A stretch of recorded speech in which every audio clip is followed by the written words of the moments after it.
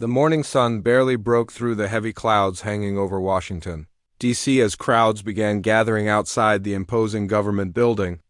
Inside, the confirmation hearing room was already buzzing with activity, though the main event wouldn't start for another 2 hours.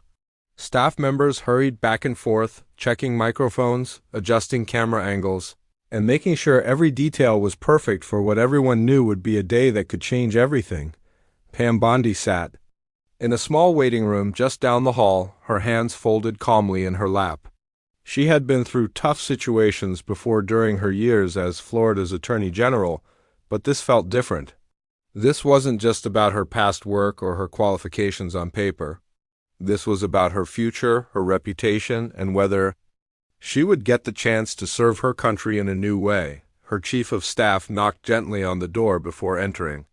"They're expecting a full house today," he said quietly, setting down a fresh cup of coffee on the small table beside her chair.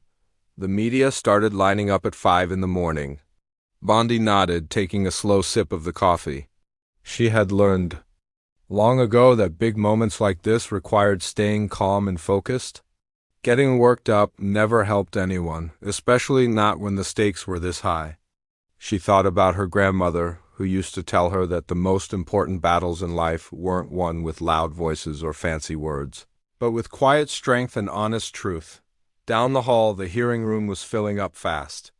Reporters from major news networks claimed their spots, setting up equipment and testing their connections.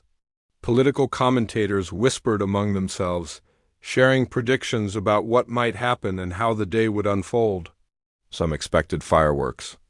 Others thought it would be a routine confirmation process. None of them knew what was really coming. The senators began arriving one by one, each carrying thick folders filled with research, notes, and carefully prepared questions.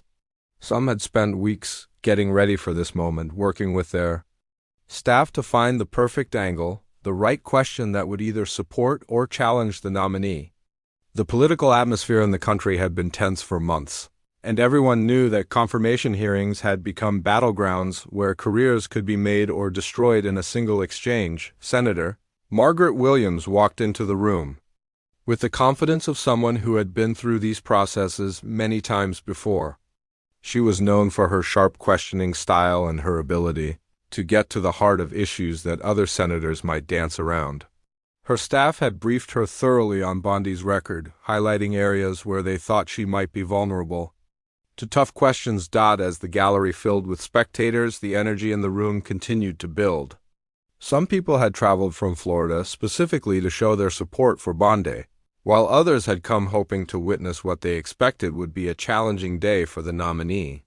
The mix of supporters and skeptics created an electric atmosphere that veteran observers recognized as the kind that could lead to memorable moments. Behind the scenes, security teams were making their final checks. They knew that high-profile confirmation hearings always carried the risk of disruptions, and they wanted to be ready for anything. The Capitol Police had assigned extra officers to the building, and everyone entering the hearing room had to go through additional screening procedures. Bondi's legal team had spent countless hours preparing her for every possible question they could imagine. They had conducted practice sessions, reviewed her past cases, and talked through her positions on various issues.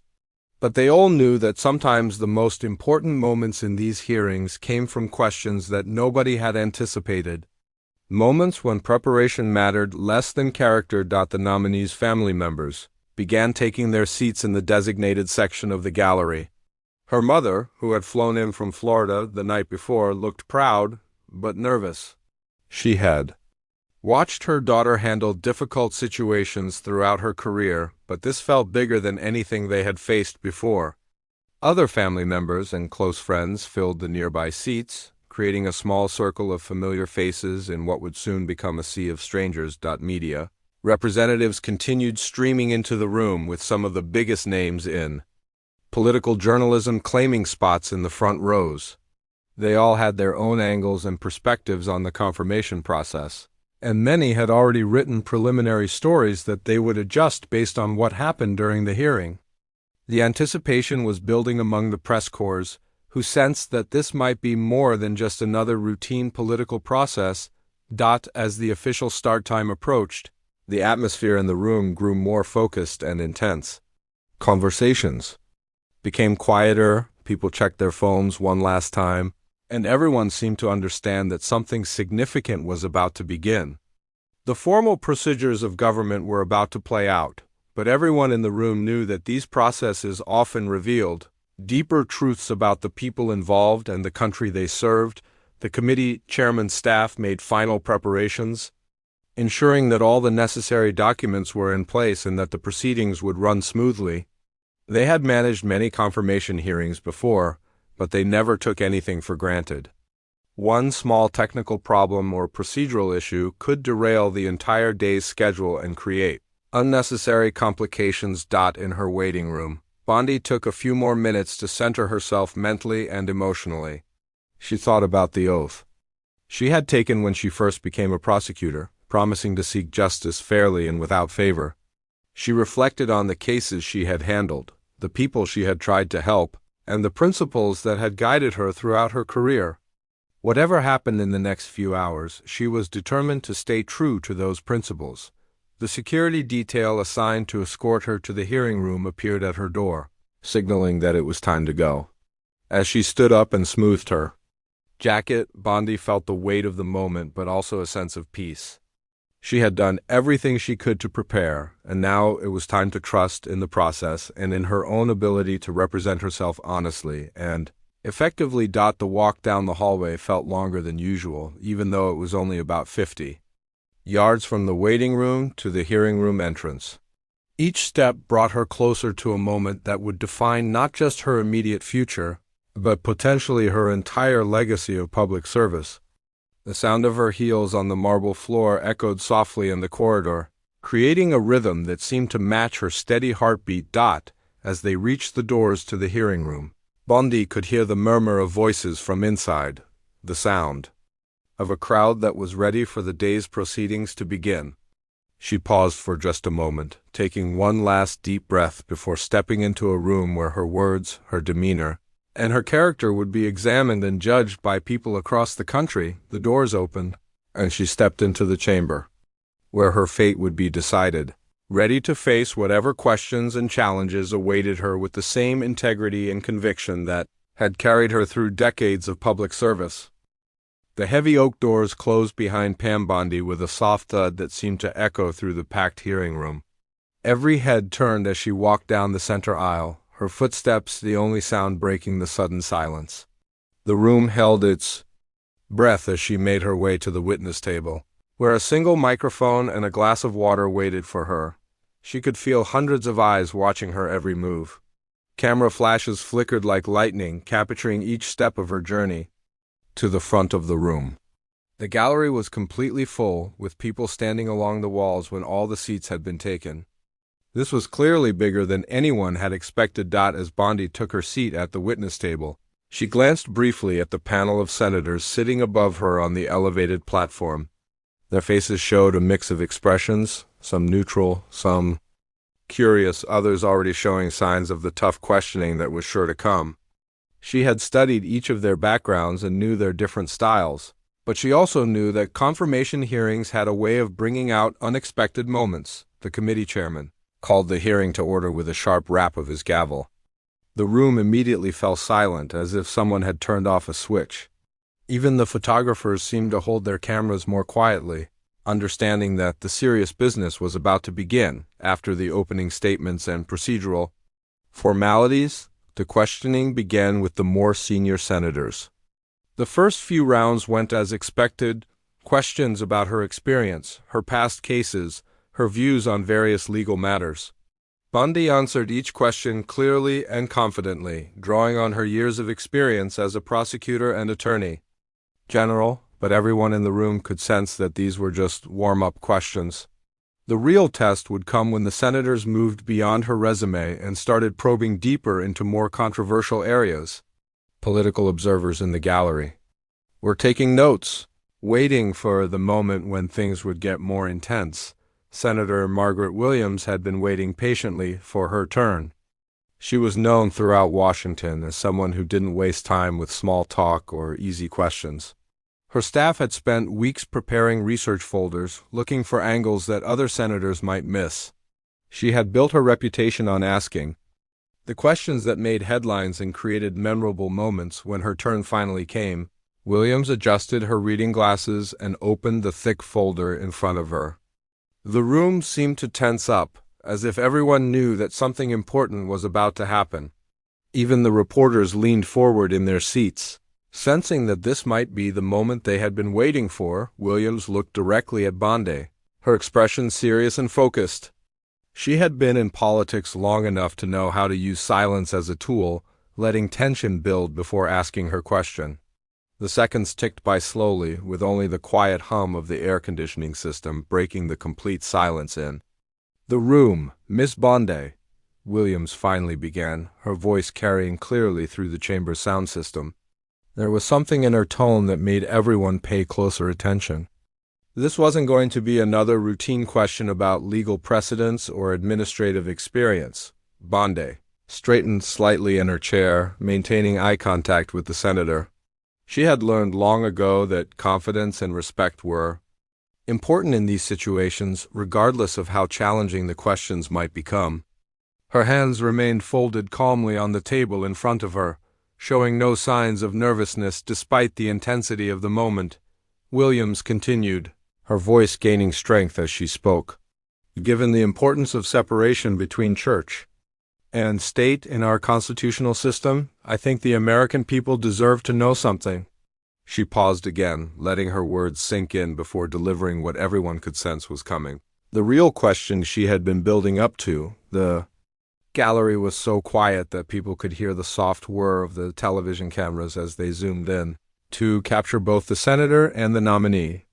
This was clearly the moment that would be replayed on news programs throughout the evening. Everyone understood that whatever happened next would be remembered long after the hearing was over. "How do we know," Williams said, leaning forward slightly, for emphasis, "that your personal religious beliefs won't compromise your ability to serve all Americans fairly, regardless of their own faith or lack thereof?" The question hit the room like a thunderbolt. Some people had expected it might come up eventually, but the directness of it caught many off guard. This wasn't a subtle inquiry about constitutional interpretation or legal philosophy. This was a direct challenge to Bondi's fitness for office. Based on her personal faith, Bondi felt the weight of the question settle around her like a heavy blanket. She could sense the cameras focusing on her face, waiting to capture her reaction. The reporters were already forming their lead sentences in their minds, preparing to describe this crucial moment to audiences across the country. In the gallery, her family members shifted uncomfortably in their seats. Her mother's hand moved instinctively to the small cross pendant she wore around her neck, a nervous habit she had developed over the years. They all knew how important faith was to Bondi, but they also understood the political implications of the question. The silence stretched on for what felt like minutes but was probably only a few seconds. Bondi could feel everyone in the room waiting for her response. Some expected her to give a typical political answer, carefully crafted to avoid controversy while saying as little as possible. Others thought she might become defensive or try to deflect the question entirely, but something was happening inside Bondi as she sat there in that moment of silence. All the preparation, all the practice sessions with her staff, all the carefully rehearsed responses seemed to fade away. She realized that this wasn't the time for political calculation or strategic thinking. This was a moment that called for something deeper and more authentic. The question had touched on the very core of who she was as a person. Her faith wasn't just a private matter or a political liability to be managed. It was the foundation that had shaped her entire approach to life and public service. She thought about all the times her beliefs had guided her through difficult decisions, helping her find the right path when the way forward wasn't clear. As she prepared to respond, Bondi made a decision that would surprise everyone in the room, including herself. Instead of hiding behind careful language or trying to minimize the role of faith in her life, she was going to speak directly from her heart. She was going to tell the truth about what her beliefs meant to her and how they had shaped her service to others. The moment of silence was about to end. And what came next would define not just her confirmation process, but her entire legacy of public service. Everyone in the room sensed that they were about to witness something unusual in the world of political hearings, a moment of complete honesty and authenticity. Time seemed to slow down in that packed hearing room as Pam Bondi looked directly at Senator Williams. The question about her faith hung in the air like smoke, and everyone could feel the weight of the moment. This was at the crossroads where her entire future could change based on what she said next. Bondi took a slow, measured breath. She could have given the safe answer, the one her advisors had probably prepared for exactly this type of question. She could have talked about constitutional principles and legal frameworks, staying safely in the world of technical language that politicians use when they want to say something without really saying anything at all, but something deep inside. Her rebelled against that approach. As she sat there, looking out at the sea of faces watching her every move, she thought about her grandmother's words from years ago. "Honey," the old woman had said, "there comes a time in everyone's life when you have to decide who you really are. And when that moment comes, don't you dare hide from it." This was that moment. Bondi shifted slightly in her chair, her posture straightening as she made her decision. She wasn't going to hide behind political speech or careful deflection. She was going to tell them exactly what her faith meant to her and how it had shaped the way she served others throughout her entire career. "Senator Williams," she began, her voice clear and steady, carrying easily through the silent chamber. "I appreciate your question, and I think it deserves a completely honest answer." The room somehow became even quieter, if that was possible. People were holding their breath, sensing that they were about to hear something different from the usual political responses they were used to. Even the most experienced reporters in the gallery recognized that this moment felt unlike anything they had covered before. "My faith doesn't make me less capable of serving all Americans," Bondi continued, her voice growing stronger with each word. "It makes me more committed to justice for everyone." She paused, letting that statement settle in the room before continuing. In the gallery, people began to sit up straighter, realizing that she wasn't going to give them the expected political non-answer. This was going to be something real. "You see," Bondi said, now looking not just at Senator Williams but scanning the entire room, making eye contact with both supporters and critics alike, "my relationship with God didn't teach me to pick favorites or to treat some people better than others. It taught me exactly the opposite." Her mother in the gallery felt tears beginning to form in her eyes. She recognized the tone in her daughter's voice. It was the same one she had used as a little girl when she was determined to stand up for what was right, even when it wasn't easy. "My faith taught me that every single person, regardless of their background, their beliefs, or their circumstances, has inherent dignity and worth," Bondi continued. "When I walked into a courtroom as a prosecutor, I didn't see Democrats or Republicans. I didn't see Christians or Muslims or people with no faith at all. I saw human beings who deserved equal protection under the law." The statement hit the room like a wave. This wasn't the defensive response many had expected. Instead, Bondi was turning the question around, explaining how her faith had actually made her a better public servant, not a compromised one. Senator Williams, who had asked the question, found herself leaning back in her chair slightly. She had expected to put Bondi on the defensive, to create an uncomfortable moment that might reveal weaknesses or contradictions. Instead, she was hearing something that sounded genuine and thoughtful. "I've spent my entire career in public service." Bondi went on, her confidence growing as she spoke from her heart rather than from prepared talking points. "And in all those years, there has never been a single case where my faith made me treat someone unfairly, not once." The cameras were capturing every word, every gesture, every expression on her face. But Bondi seemed almost unaware of them now. She was focused entirely on explaining something that clearly mattered deeply to her. "In fact," she said, "I would argue that my faith has made me fight harder for justice, not less hard. Because when you truly believe that every person is created equal, when you truly believe that everyone deserves dignity and respect, it changes how you approach your work." Some of the senators on the panel were taking notes, but others had stopped. writing entirely, caught up in listening to what was clearly an unscripted and deeply personal response.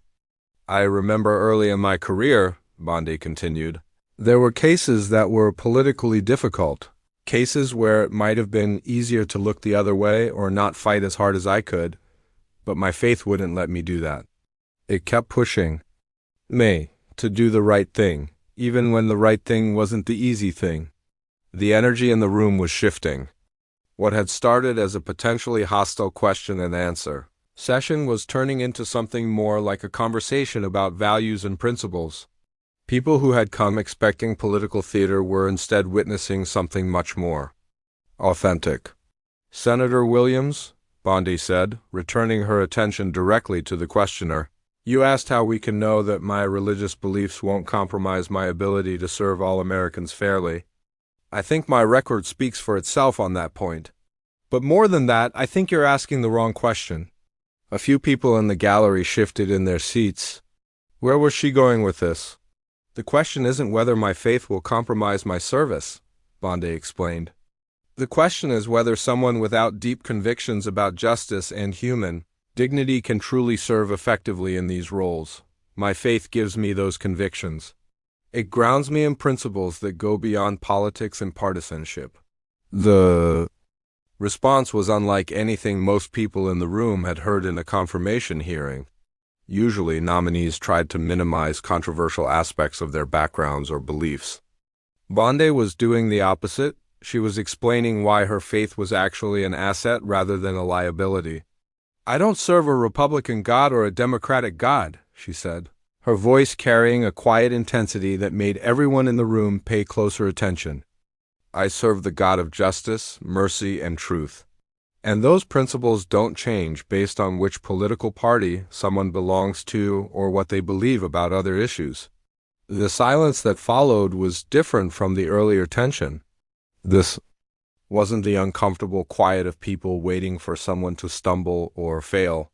This was the respectful silence of people who recognized they were hearing something important and genuine, even some of the senators who had planned to ask tough follow-up questions found themselves reconsidering their approach.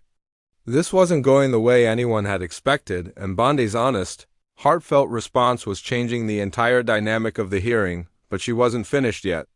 As she looked around the room one more time, Bondi knew she had one more important thing to say, something that would either complete her answer or potentially end her chances entirely. The silence in the hearing room was complete as Pam Bondi gathered her thoughts for what she knew would be the most important part of her answer. She could see the faces looking back at her, some curious, some skeptical, others genuinely moved by what they had heard so far, but she wasn't done yet. There was something more she needed to share, something that would show exactly what her faith meant in real, practical terms. Senator Williams, she continued, her voice taking on a more personal tone, I'd like to tell you about a case that happened early in my career. It's a story that I think will answer your question better than any theoretical discussion ever could. The room leaned in collectively. Everyone sensed that whatever came next would be different from the policy discussions and legal arguments they usually heard in these settings. This was going to be personal, real, and human. Bondi took a moment to collect her thoughts, clearly reaching back into memories that still carried emotional weight for her. When she began speaking again, her voice was softer but somehow more powerful than before. About 15 years ago, when I was still a young prosecutor, a case came across my desk that would change how I understood my role in public service, she said. A 23-year-old woman had been attacked outside her apartment building. The assault was brutal, and it was clearly motivated by hate. The attackers had targeted her specifically because of her religion. The details were sobering, and the room remained completely quiet as Bondi continued her story. Even the photographers seemed to understand that this wasn't a moment for camera flashes or distracting movements. The victim was a Muslim woman who had immigrated to the United States just 3 years earlier, Bondi explained. She was working 2 jobs to support herself while going to nursing school. She wore a headscarf as part of her faith, and that's what made her a target for these attackers. Some people in the gallery shifted uncomfortably.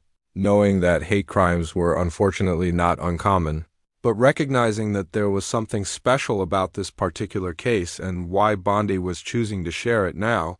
When the case was assigned to me, Bondi continued, I'll be honest, some people questioned whether I would fight as hard for her as I would for someone who shared my Christian faith. There were whispered conversations in the courthouse about whether a Christian prosecutor could really understand or care about protecting a Muslim victim. The admission was startling in its honesty. Most politicians would never acknowledge such concerns, let alone address them directly in a confirmation hearing.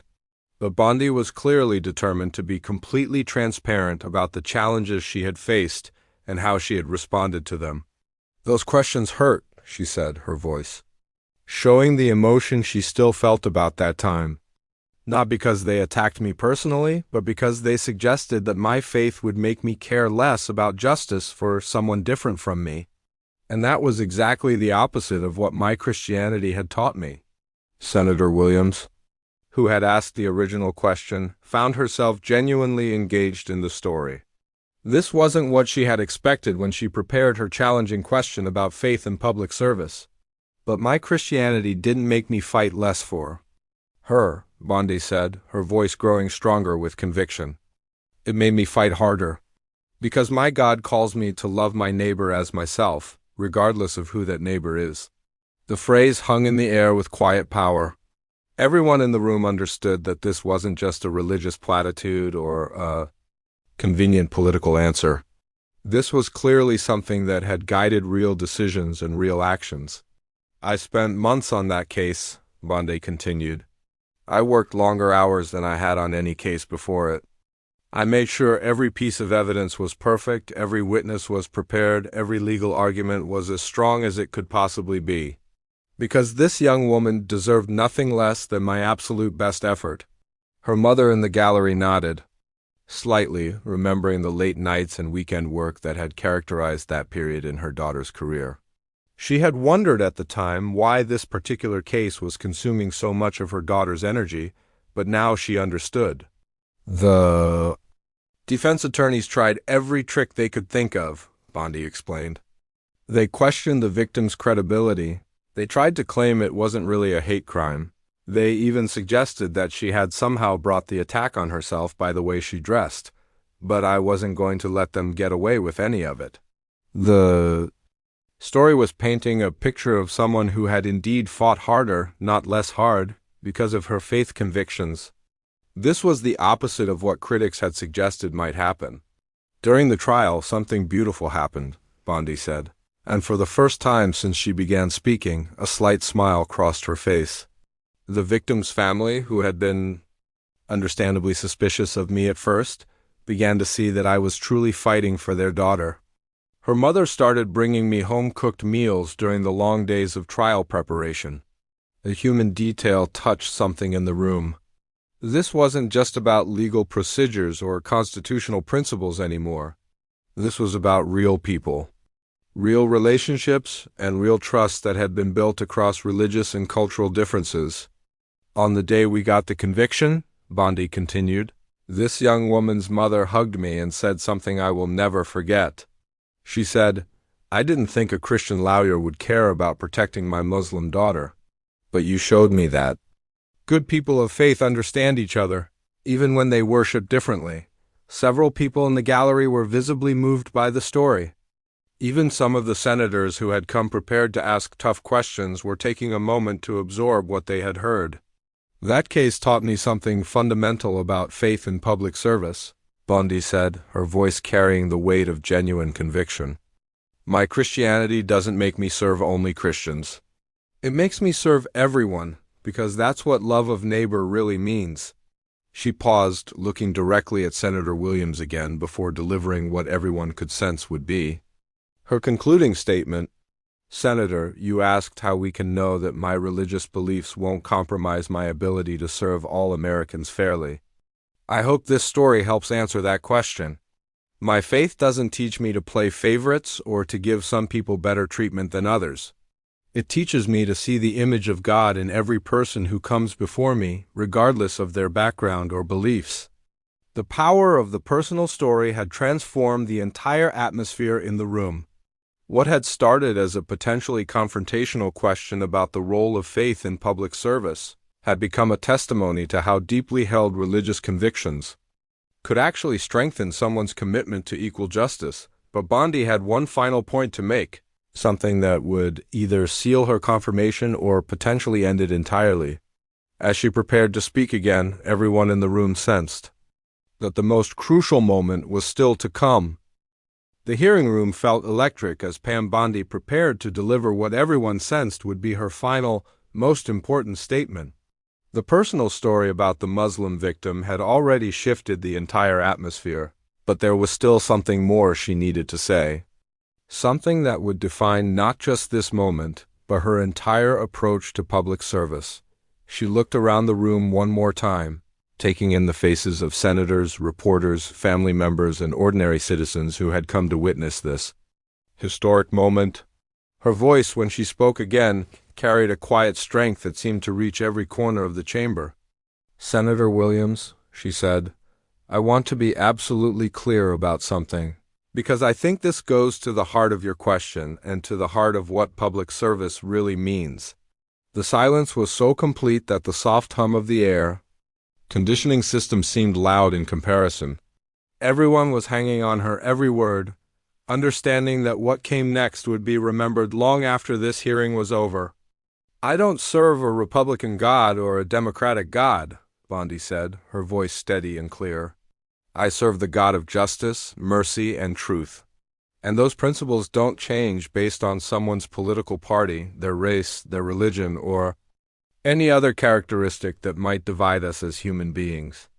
The statement landed with quiet power. This wasn't the kind of political calculation or careful positioning that people were used to hearing in confirmation hearings. This was something deeper and more authentic. "If my faith disqualifies me in anyone's mind for public service," she continued, "then I respectfully accept that judgment.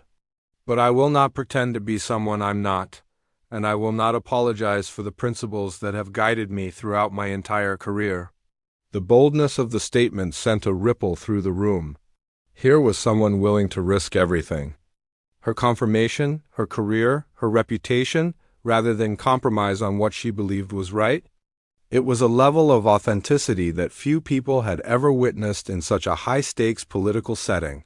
Senator Williams, who had asked the original challenging question, sat back in her chair, clearly processing what she had heard. This wasn't the response she had expected or prepared for.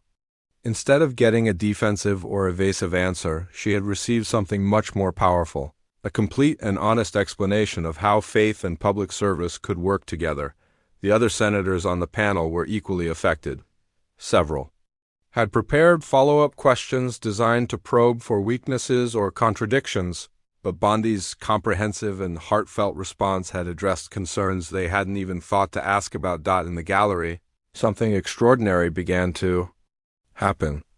It started with just one person, a middle-aged man in the third row who had been listening intently to every word. Slowly, almost as if he wasn't quite sure what he was doing, he began to stand up. The movement caught the attention of others. Nearby, and within seconds, Senator Williams herself was rising from her chair on the panel. The senator who had asked the challenging question about faith was now standing, her expression showing genuine respect for the answer she had received. What happened next was completely unprecedented in the contentious political climate that had characterized Washington for years. One by one, other senators began to stand, Republicans and Democrats alike, setting aside their party differences to acknowledge something they had all recognized as authentic and meaningful. The standing began to spread through the gallery like a wave. People who had come as skeptics found themselves on their feet alongside those who had been supporters from the beginning. The moment transcended political boundaries, religious differences, and partisan divisions that usually define these kinds of events. An elderly woman near the back of the room was wiping tears from her eyes as she stood. Later, she would tell reporters that she hadn't expected to be moved by a political hearing, but that Bondi's words had reminded her of why she still believed in the possibility of principled public service. The applause when it finally began, was unlike anything anyone in the room had ever experienced. It wasn't the polite, measured clapping that usually followed political speeches. This was something deeper, a recognition that they had witnessed a rare moment of complete honesty and authentic conviction. The sound filled the chamber and seemed to go on forever. People weren't just clapping. They were responding to something they had rarely seen in modern politics, someone willing to be completely truthful about their deepest beliefs, regardless of the political consequences. Camera operators, who were trained to maintain professional distance and objectivity, found themselves caught up in the moment. Several were seen wiping their eyes as they continued to film, understanding that they were capturing something historically significant. The applause continued for nearly 2 full minutes, which might not sound like much but felt like an eternity in the context of a formal government hearing. People seemed reluctant to stop, as if they wanted to hold on to this moment of unity and authenticity for as long as possible. When the ovation finally began to die down, the room was transformed. The earlier tension and confrontational atmosphere had been replaced by something much more positive and hopeful. People were looking at each other differently, as if they had all shared an experience that reminded them of their common humanity. Senator Williams, who was still standing, took a moment to compose herself before speaking again. When she finally did, her voice carried a tone of genuine respect that hadn't been there at the beginning of her questioning. "Miss Bondi," she said, "I want to thank you for that answer. In 30 years of public service, I have rarely heard such an honest and thoughtful response to a difficult question. You have given us all something important to think about."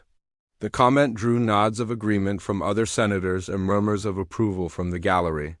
Even people who might disagree with Bondi on other issues seemed to recognize that they had witnessed something special, a moment when someone chose authenticity over political calculation. As the hearing moved toward its conclusion, everyone in the room understood that they had been part of something historic.